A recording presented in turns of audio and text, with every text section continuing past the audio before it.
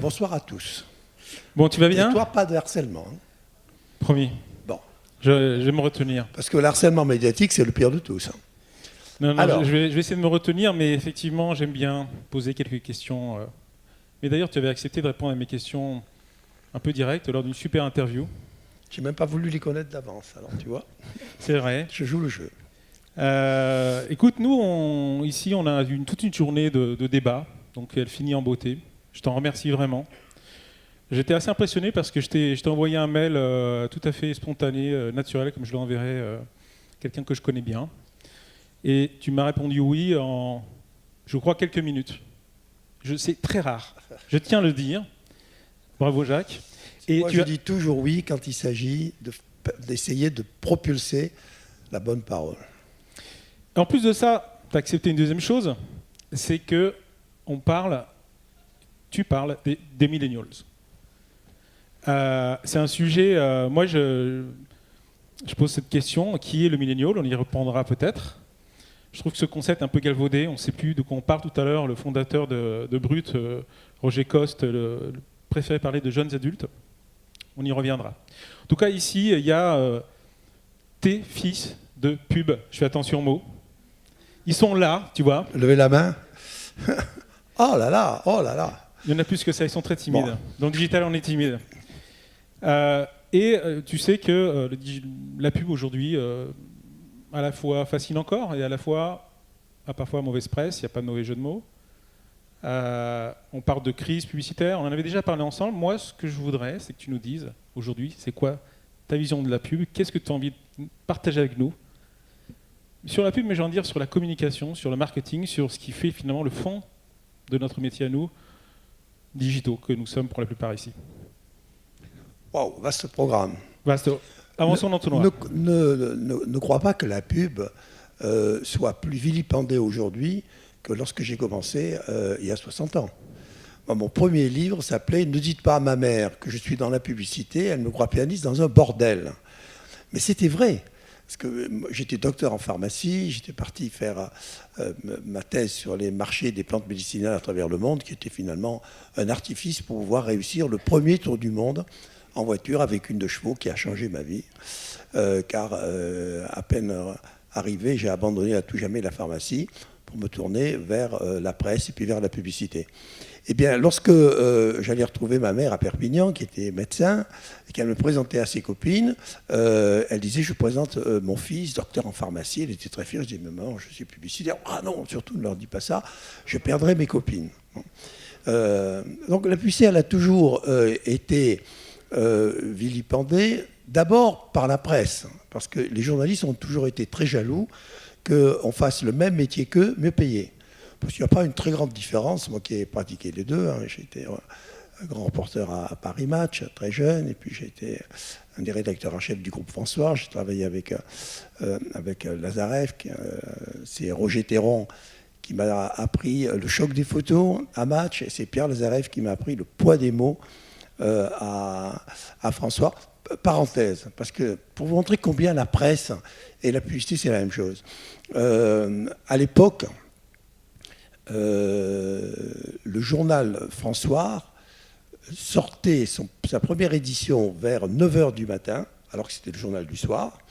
C'est Pierre Lazareff qui avait inventé ça, qui avait inventé le sondage, bien avant qu'il existe, le sondage de vente, qui diffusait son journal dans une trentaine de kiosques parisiens, toujours les mêmes, à qui il téléphonait à 11h30 pour savoir quelles étaient les ventes. Parce que le journal faisait sa recette sur la une. C'est la une qui décidait de moins 10, plus 10, parfois plus 50, parfois plus 100.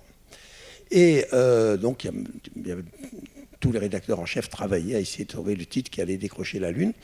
Et ce jour-là, Pierre nous réunit à 11h30, il dit « Vous êtes nuls, c'est la pire des ventes de l'année. » Je me souviens, on était au mois de mars. Donc écoutez, on a maintenant 10 minutes pour changer de titre, pour la grande édition, qui elle était diffusée à partir de 2h de l'après-midi, même d'1h de l'après-midi dans toute la France. Et on était 3 ou 4, et il dit, écoutez, allez, mettez chacun votre titre, moi je vais mettre le mien. Et on écrivait les titres sur une feuille qu'on pliait en deux pour qu'ils la découvrent comme ça, comme si c'était le François. Et donc, je ramasse les papiers, je montre les papiers des uns et des autres.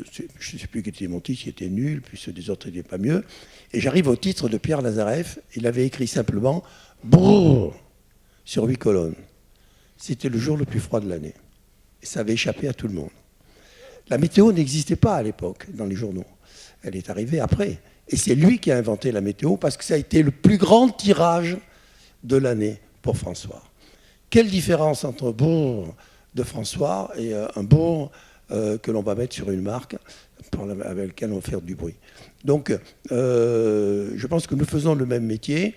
Simplement, vous avez la limite terrible, effrayante, mais tellement importante de respecter les faits. Et nous, on a la possibilité merveilleuse et immense de ne pas les respecter, mais au contraire de respecter les rêves. Et c'est ce qui différencie nos deux métiers, même si les mots sont les mêmes pour le dire. Alors, si on revient au digital, toi, tu en penses quoi? C'est bien? C'est pas bien? J'ai des intuitions sur tes réponses. Qu'est-ce que ça apporte à la publicité? Mais je crois qu'on ne se rend pas compte de la révolution que vous êtes en train de vivre. Hein. C'est la chance que vous avez. Moi, je suis né à une époque, le XXe siècle, où je me prenais pour un communicant. Le mot n'existait d'ailleurs pas encore. Mais en fait, j'étais un petit Goebbels. Je faisais de la propagande. Moi, on m'a amené un produit. Je me souviens que François Steg, qui était le grand patron des cafés Jacobs, m'avait appelé. On m'a dit d'aller le voir à Zurich.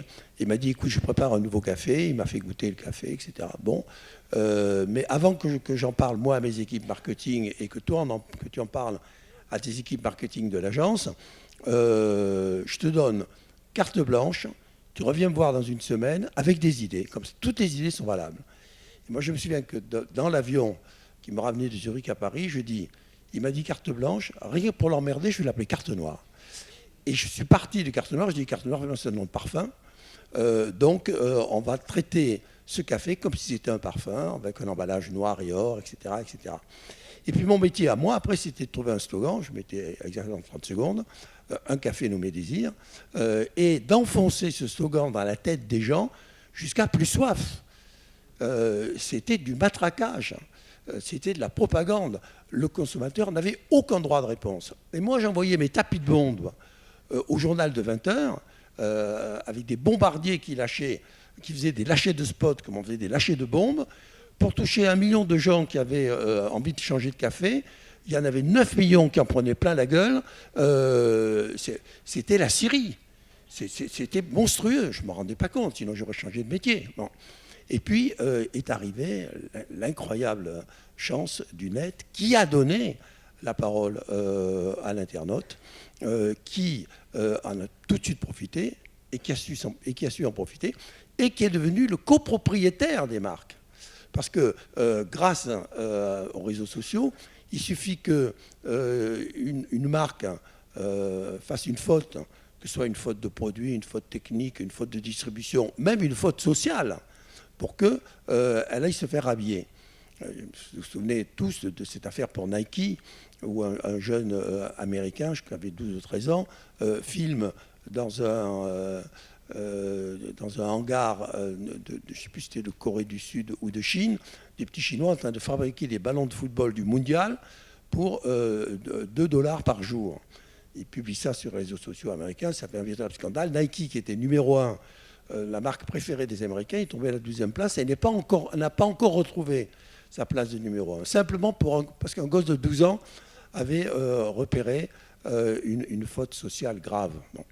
Donc, vous êtes dans un monde qui n'est plus cette dictature de la communication et de la consommation. Parce que cette dictature, elle a aussi imposé au monde un type de consommation, d'ailleurs venu d'Amérique, qui en a profité pour imposer non seulement ses produits en achetant à coût de millions de dollars tous les écrans commerciaux du monde et en passant justement en diffusant ses slogans à haute intensité, mais en faisant passer dans ces slogans les grandes valeurs de l'Amérique. Parce que si vous regardez Coca-Cola, c'est la jeunesse, Marlboro, c'est la virilité.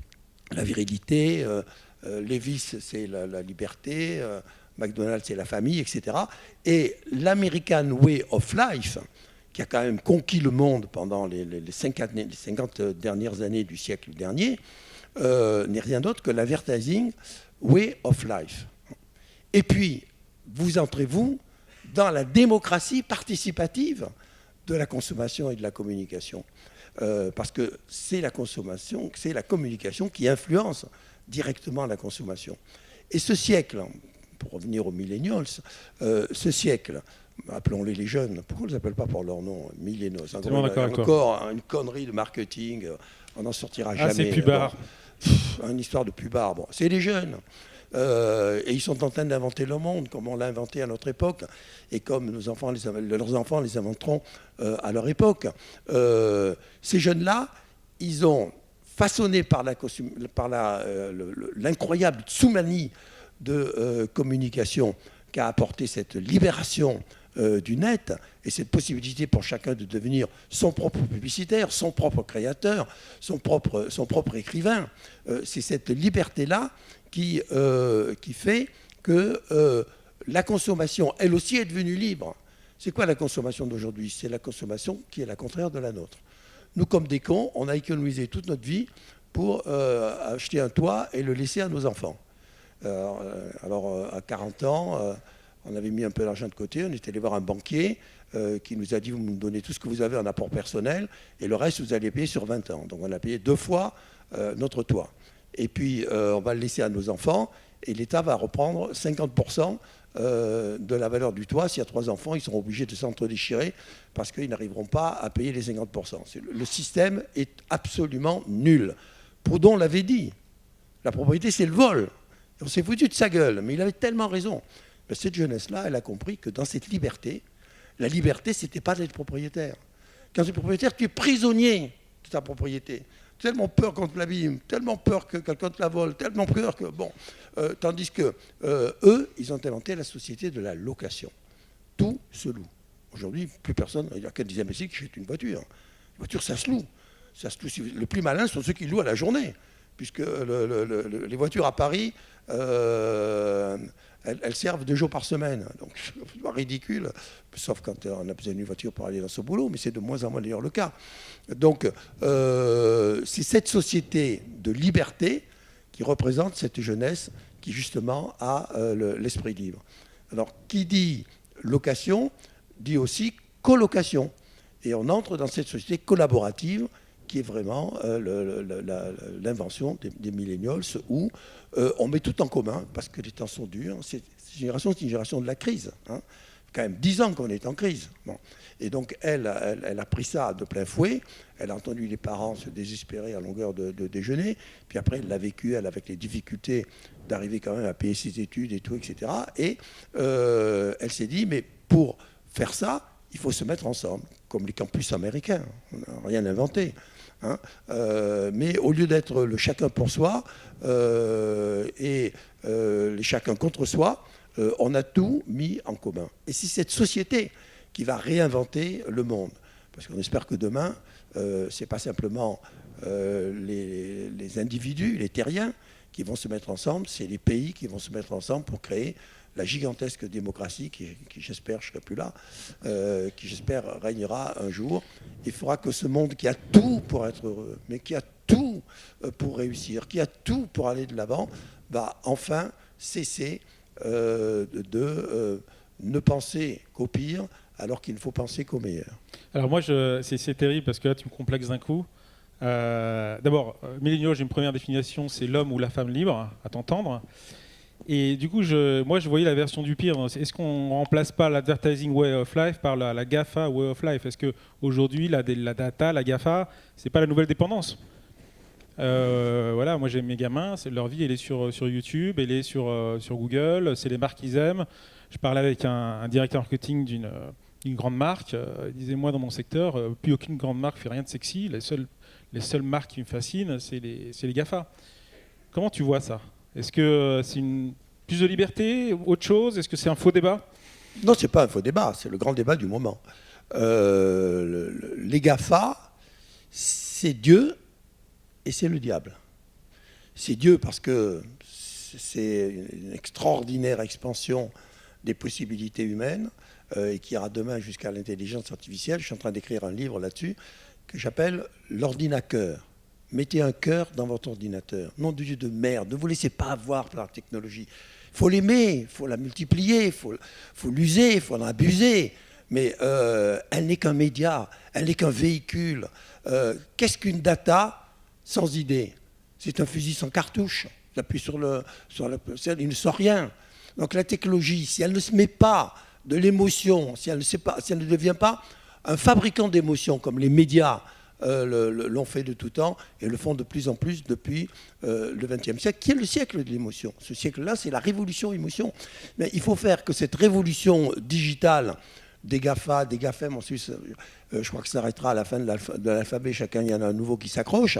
Bon, cette révolution des GAFA qui va changer la vie, qui va changer le monde, il faut l'orienter justement en lui donnant des valeurs et justement en lui donnant ce qui fait que nous ne sommes pas des robots, nom de Dieu de merde. On est des humains, on s'aime, on se déteste, on s'embrasse, on se claque, mais il se passe des choses entre nous. Et c'est l'intérieur que nous exprimons. Et on n'est pas simplement tous dirigés par un ordinateur surpuissant. Donc il faut absolument que d'abord les États commencent à limiter le GAFA. C'est trop simple. Amazon déjà a pris une première claque. Heureusement, il a arrêté l'alimentaire provisoirement. Il va recommencer on a eu Amazon tout à l'heure et dans 1 an ou dans 2 ans. Ils font de la pub aussi maintenant. Mais c'est quoi l'Amazon en France? C'est la mort du petit commerce. Alors, je vous dis une banalité, mais vous avez déjà vu disparaître les épiciers de quartier, les épiciers arabes, comme on le disait, mais qui sont tellement importants pour un quartier et qui vous sauvent votre dîner du soir si vous arrivez trop tard parce que les magasins sont fermés. Ça, c'est fini. Quand tout sera automatisé, quand tout sera livré, quand tout sera préparé, surlyophilisé, mais c'est l'essence même de l'art de vivre qui va mourir. L'art de vivre, c'est se rencontrer, c'est se parler, c'est se toucher. La communication, c'est ça. Donc, il faut surtout ne pas mépriser les avancées technologiques, mais il faut surtout, en permanence, les charger des vraies valeurs humaines. Alors après, les outils sont hallucinants. Et c'est évident que le big data va être la tarte à la crème des 10 ans qui viennent. Mais c'est très bien. Mais qu'est-ce qu'une marque? C'est quoi une marque? Une marque, c'est vous, c'est moi. Une marque, c'est une personne. Une marque, c'est un produit. Voilà. Une bouteille, du plastique, un bouchon, de l'eau, une étiquette. Cette bouteille, quand elle est vendue chez Carrefour, elle vaut 1 euro. Moi, j'ai une autre bouteille. Elle s'appelle Evian. Elle est là. Elle se vend 3 euros. Pourquoi y a-t-il 2 euros de différence entre cette bouteille et ma bouteille d'Evian? Parce que dans la bouteille d'Evian, depuis 20 ans, je mets des bébés. Et chaque fois, j'essaye de faire pleurer la France avec les bébés dans mes bouteilles. Et chaque fois, j'essaye de trouver une idée différente et je décroche un lion à Cannes. Je dis, moi, mais c'est BETC, c'est à la famille.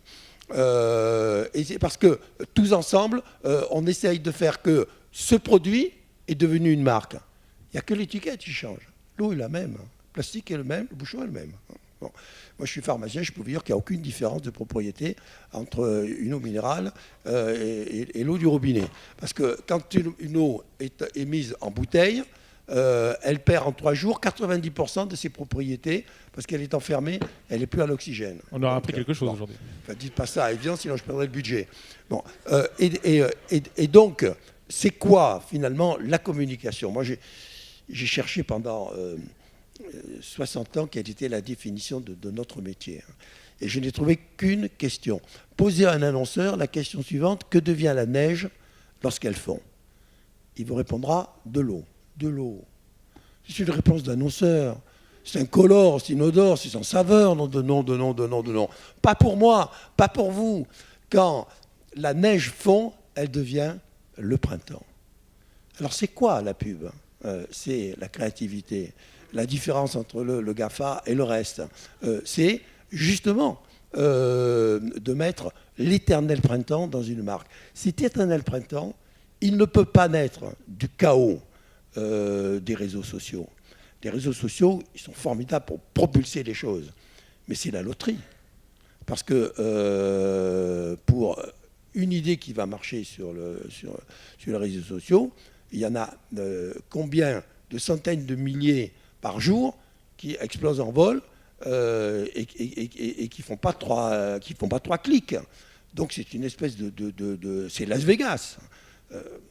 Ce que, à l'époque, notre métier était beaucoup plus facile parce qu'on vous apportait un budget, on faisait un spot de télévision. Moi, quand j'ai démarré, je faisais un spot sur la une, je touchais 83% des Français. Il fallait les toucher 3 fois. Donc je restais 3 semaines, je les touchais 3 fois, j'avais fini pour l'année. C'était terminé.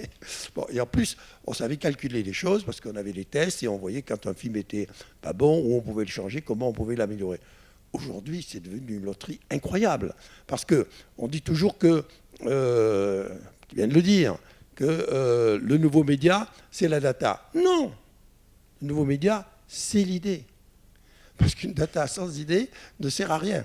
Et que même à la limite, une data sans idée, elle peut servir à autre chose. Donc la construction de cet ADN des marques, qui fait qu'une marque, elle est l'éternelle jeunesse quand elle s'appelle Evian. Elle ne peut se constituer qu'avec le vieux spot de télévision. Parce que c'est la seule vraie façon de toucher le cœur des gens.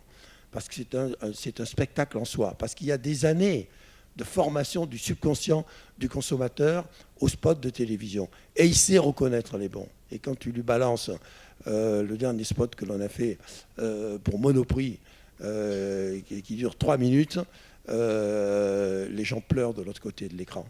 Et ça, c'est pas les médias digitaux qui peuvent le faire. Même si,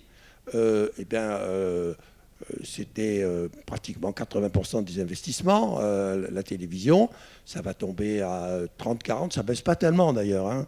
Vous voyez bien que la télévision, elle fait toujours à peu près 50% des investissements. Bon, disons que ça va tomber à 30-40, et le reste va aller dans tous ces nouveaux réseaux qu'il faut arriver à dompter, qu'il faut arriver à dominer, qui aussi vont prendre un coup quand on va directement s'adresser par la big data ou par la data, quand on va se s'adresser au consommateur pour le toucher là où on veut, quand on veut, pour lui dire le message qu'on veut au moment où l'on veut. Mais on ne pourra pas les toucher tous. Et il faudra bien de nouveau, pour les toucher, trouver quand même le mot qui va faire tilt. Parce que tout ça, ce ne sont que des médias. Et notre métier, c'est tout ce qui va faire que le média va servir à quelque chose, c'est-à-dire l'idée qui va toucher le consommateur. Alors, on touche à sa fin, on déborde un peu. J'ai quand même envie de te poser une question politique.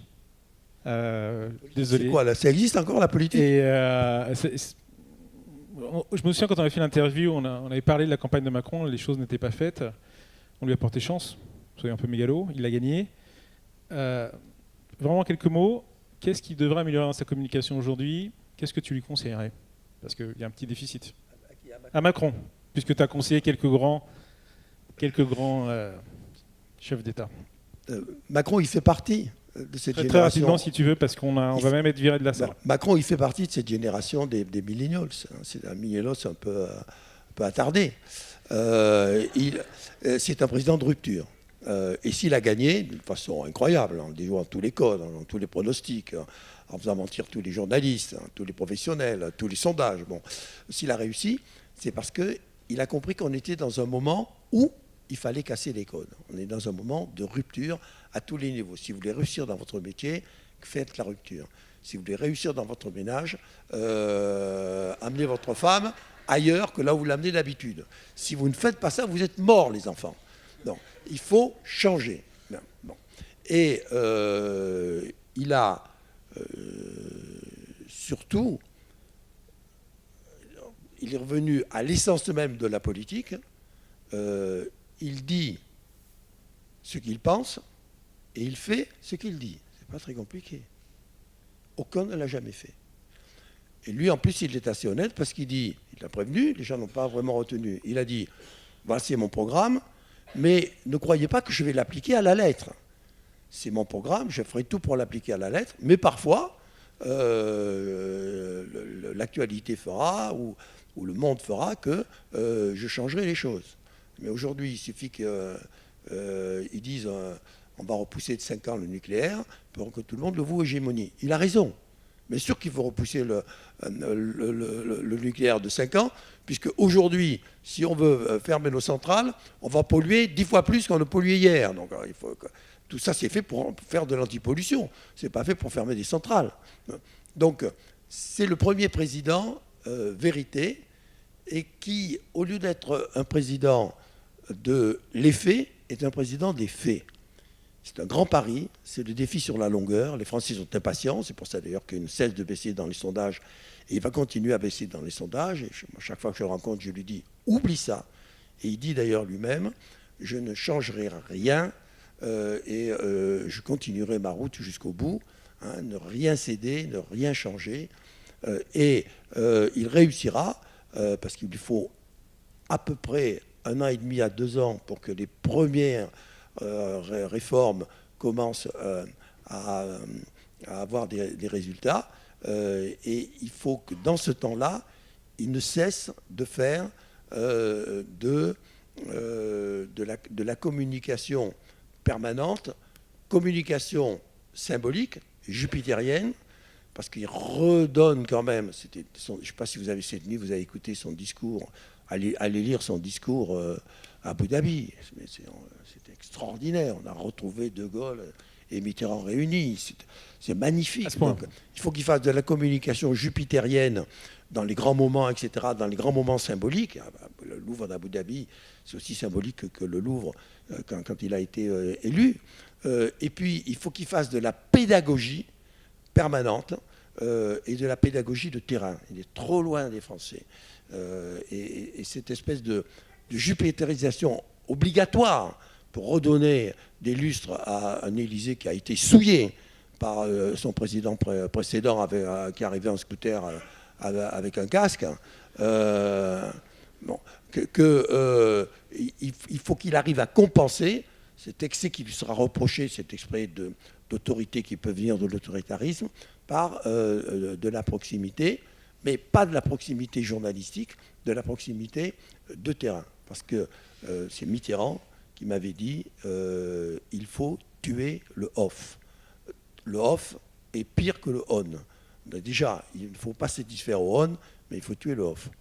Et après, il est le président des promesses tenues, ou alors il sera lynché en place publique, et il sait qu'il sera lynché s'il ne réussit pas. Mais je pense qu'on en prend pour 10 ans. Jacques, merci infiniment de ta participation, vraiment, c'était génial. Faut l'applaudir vraiment. C'est top. Génial.